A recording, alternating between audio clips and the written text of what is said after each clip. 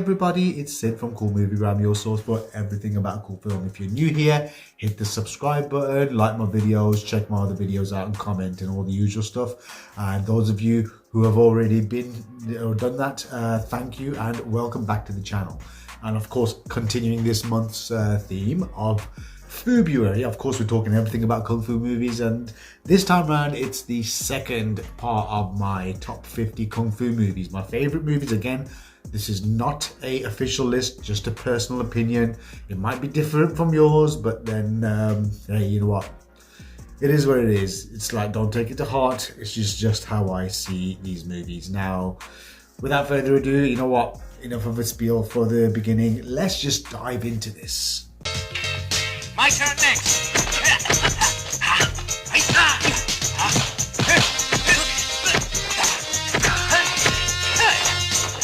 At number 45 is Five Super Fighters, a 1978 film directed by Lo Ma. It stars Hao Chiu-sing, Leung Seo-hung, Austin White and Kwon Vung. A poor opera troupe is bullied by a man who's going around and claiming to perfect bad kung fu. He's just going around beating up kung fu masters in schools, humiliating and embarrassing them.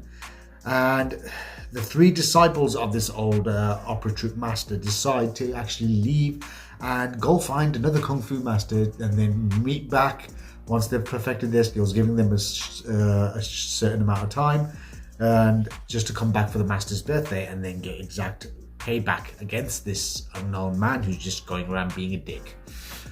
Right, well, this was Five Super Fighters was pretty much in 1978, pretty much just after the whole kind of kung fu comedy boom had just started. We had Snake and Eagle Shadow and Drunken Master, which had kind of like become box office smashes, and that made Jackie Chan a huge star after a string of unsuccessful flops they had made with Lo Wei. And Shaw Brothers, of course, had also jumped onto the bandwagon this time around, and they created this movie and they released a rather interesting film, because the fight choreography in this movie was really well done. It's humorous. It's not too serious and lighthearted, but at the same time, it's just very intricate, full of like acrobatic movements and some really good beats. Great use of like weaponry and different styles of martial arts. And even the humor, it just doesn't seem too cheesy. It doesn't seem too kind of like lowbrow.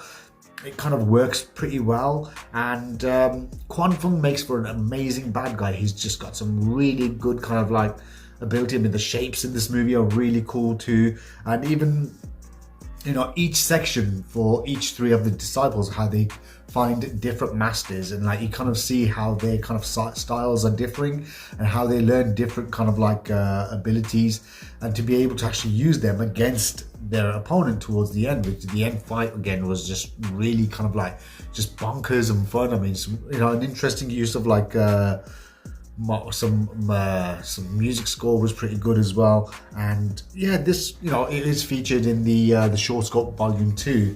A great transfer as well, as always, from Arrow. And this was one of the few films that did get the World Northall English release. Was actually released by Warner Brothers in the UK on VHS, which I could see why, because it had that appeal. And definitely I would say it's a film worth checking out.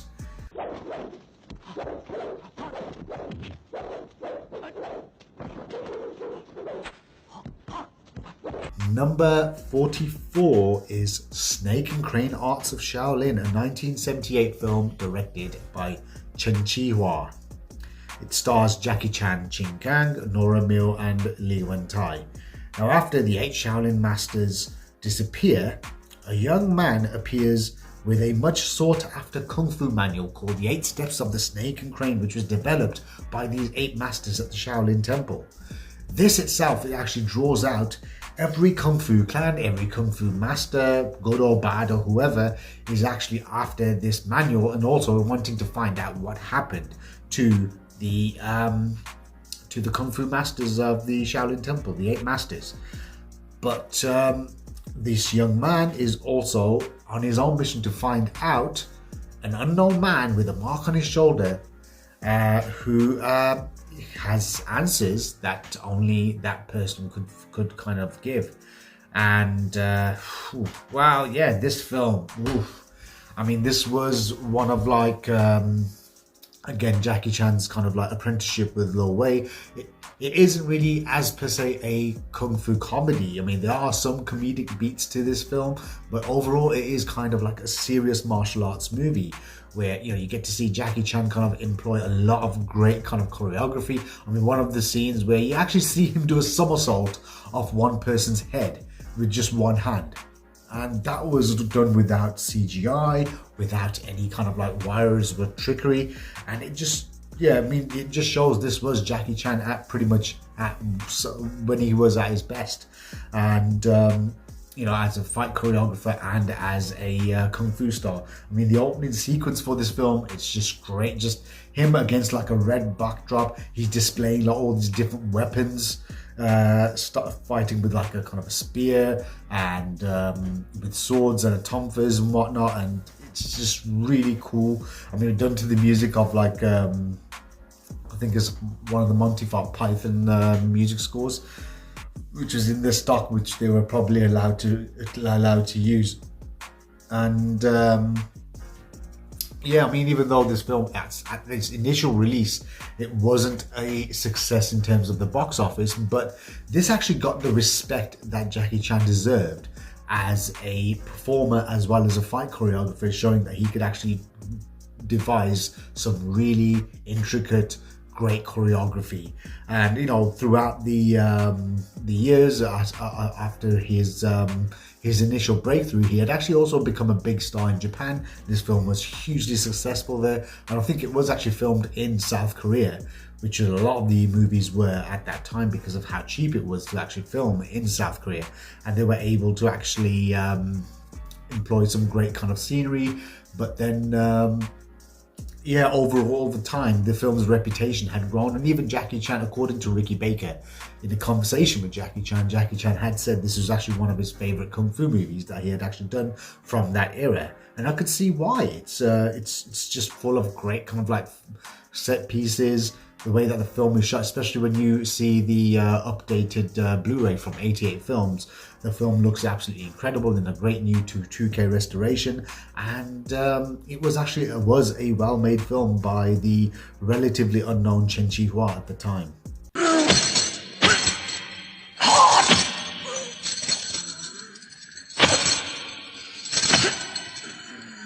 Number 43 is Disciples of Shaolin, a 1975 film directed by Chang She, starring Chi Kwon-chung, Alexander Fu-Shing, Chang Dao, and Fong Hok-on. This is about a young fighter that joins a textile factory and eventually getting involved in a feud which is going on against a rival factory which is owned by the Manchurians. And you see him kind of battle this kind of like discrimination that him and other Manchurians are him and other Han Chinese are actually facing by the hands of the Manchurian, but at the same time he's actually getting exploited. He's actually kind of like letting the success get to his head, and eventually kind of like, which brings him closer to his own self-destruction, whereas his older kung fu brother, played by Chi Kwon-chung, he has seen all this happen before, but he wants to actually stay away from this drama. But then each fight as the film goes on kind of brings like just more bad news.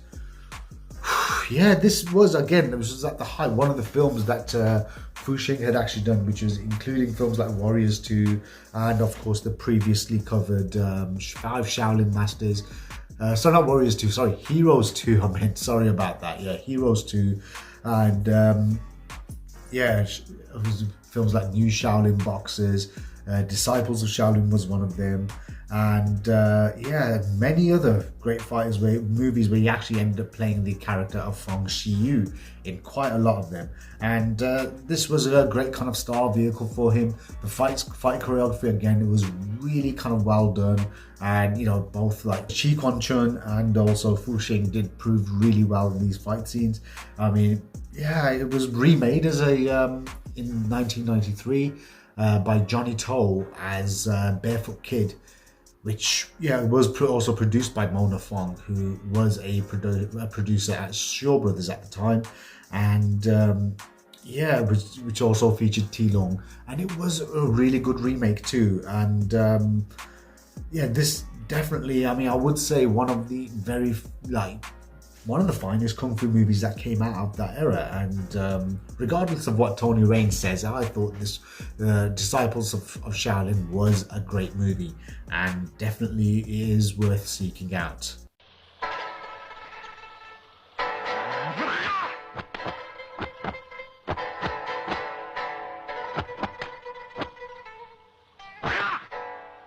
Number 42 is The Shaolin Temple, which is a 1982 film directed by Chang Xingyan. It stars Jet Li, Ding Yang, and Yu Hai. After fleeing from a notorious warlord, an injured young man takes refuge at the Shaolin Temple. He learns Kung Fu and becomes a monk, and he wants to actually avenge his father by using his new Kung Fu skills. But his vows of monkhood and having to put the Shaolin Temple in danger makes his kind of like his mission of vengeance a lot more difficult than what it actually is, and questioning whether it is the right thing to do or not.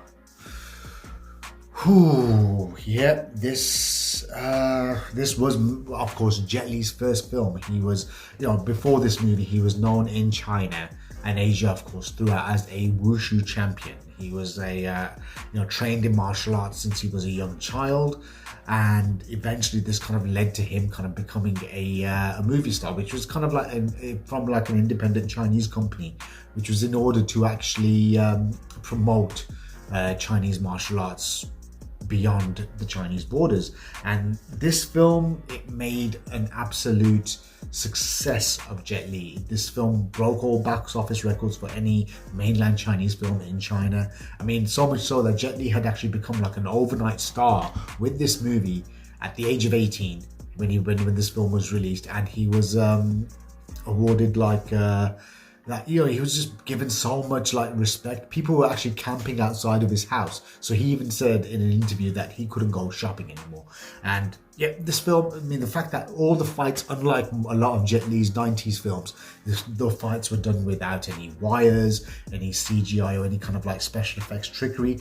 And all the performers in this movie, they were all unknown, but all like wushu champions or kung fu experts from mainland China. And you get to see like some great training, a great training sequence involved where you see Jet Li's character. He's kind of like learning Shaolin Kung Fu, he's trying different weapons and different kind of like fist forms. Like it's done like sporadically, like throughout like 4 different seasons, where you see him in spring, summer, autumn, winter, and whatnot. And he's just kind of like just explaining like just kind of developing his great kind of skill, and he's kind of displaying just how kind of like even this young man had so much potential that he had to be going somewhere. He's going to be a big star. And yeah, I mean, this is pretty good. I mean, there are some bits of like comedy involved. There might be a tad bit of animal cruelty involved as well, but I'll leave that for you guys to decide. But definitely, I mean, I hope that this movie, and as well as the second movie that he did, which was Kids from Shaolin, does also get a Blu-ray release in the UK, because it's long overdue. Definitely, one worth seeking out. I mean, fans of Jet Li, fans of Kung Fu movies, you would definitely, if you haven't seen this movie, definitely I would say it's a great starting point and a great movie to check out.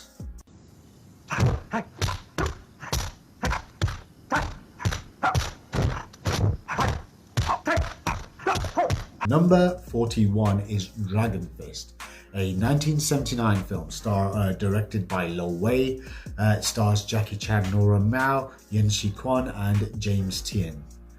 After his master is killed in a duel from the Champion Clan leader, Tang Ho-wan vows to get revenge. So he spends about 3 years or so or something just to kind of like perfect his martial arts. And he ends up arriving in what is South Korea, but then he ends up going to actually find this man who's the leader of the Champion Clan. But going there, he realized that the Champion Clan had actually changed their name to the Patience Clan. And have actually the leader of the champion clan, who had actually killed his master, has actually repented because it's left his wife had committed suicide because of his actions, and he's kind of been in mourning ever since.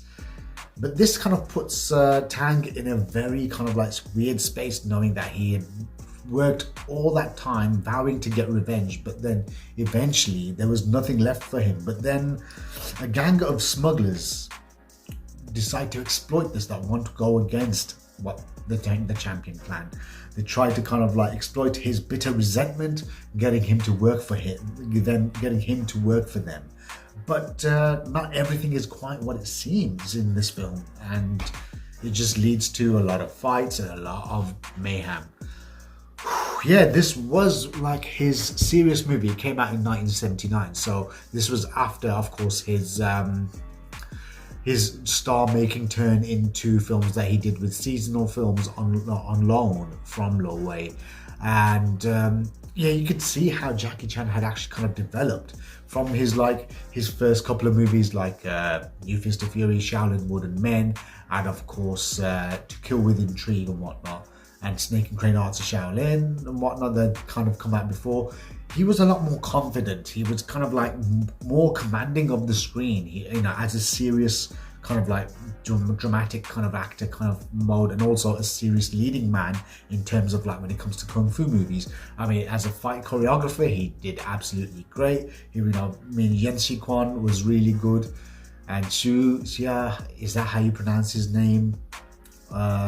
Playing his master at the start, you see him kind of develop some great, display some great shapes and whatnot.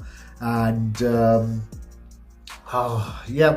Jackie Chan has this kind of scowl where he's just kind of like almost like this kind of really kind of dangerous kind of feel to him. Like he's just, his fighting style is just really aggressive and really kind of like swift at the same time, and he just kind of delivers his punches and his kicks and his kind of style thing. It's just really cool in this movie.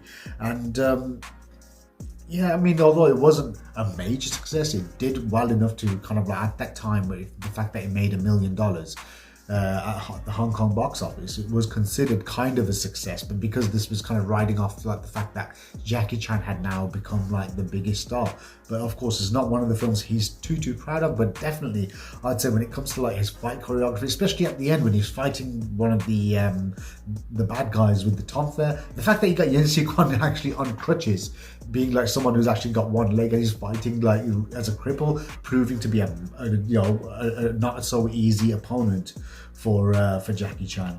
It was refreshing, and definitely it was worth watching. There's just really good kind of beats, good, the fights are pretty violent, and the movie itself is a very serious tone, because it shows that even Jackie Chan did have potential to be a serious leading man. And this was probably one of the films that did maybe come out after like maybe The Fearless Hyena and whatnot, and this was kind of one of the movies where he did kind of like walk out on. I think it was The Fearless Hyena Part 2, which of course was finished with a double and a Game of Death style. There was a couple of films that were put on hold because Lowe had lost so much money, he couldn't kind of like complete them. So, but then when this did come out, it was it showed that Jackie Chan did have a lot of, he was going to be the next big star. And even though it wasn't a kung fu comedy, but his choreography in this movie was just absolutely great. And the fact that we do get to see him go beast mode in an old kung fu movie is actually quite it's quite refreshing to see. And it's one of the ones that I have visited many times over the years, whether it's on VHS, whether it's on DVD, and even on Blu-ray. And I know there's recently a brand new version on 4K, a new restoration that was released on 4K and Blu-ray by 88 Films, which has improved a lot on what the old Blu-ray did look like. And I will be checking that out soon, hopefully, and I recommend you do as well. Definitely check this movie out. Right, well, yeah, that was films 45 to 41, my second part. The third part will be out, of course, soon. I am just kind of like bulk recording a lot of these just so I can get this done throughout the month of February. And let me know your thoughts about these movies, and I will definitely see you on the next one.